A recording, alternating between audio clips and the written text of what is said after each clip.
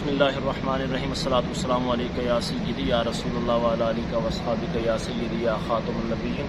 الحمدللہ آج اس وقت ہم اس مسجد میں حاضر ہیں جو مسجد قبلتین کے نام سے مشہور ہے، اور اس مسجد میں آ کر کے رسول اللہ علیہ الصلوۃ والسلام کے اختیارات کا انسان کو مکمل ایمان ہو جاتا ہے۔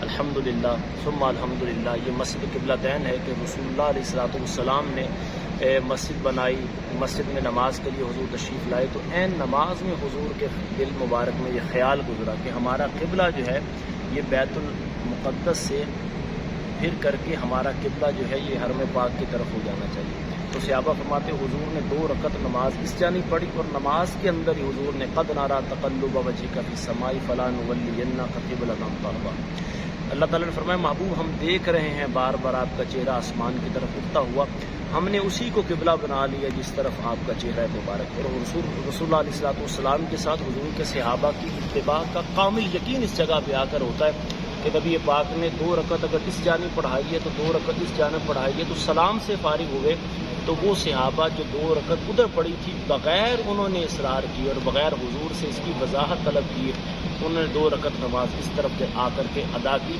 قیامت تک ہر مسلمان بیت اللہ کی طرف منہ کر کے نماز پڑھے گا، کیوں؟ اللہ کے محبوب پاک علیہ الصلوۃ والسلام نے اس کو قبول فرمایا، پسند فرمایا۔ ہماری دعا ہے کہ اللہ تعالیٰ ملک پاکستان کی خیر فرمائے اور اس میں بسنے والوں کی خیر فرمائے۔ بما توفیقی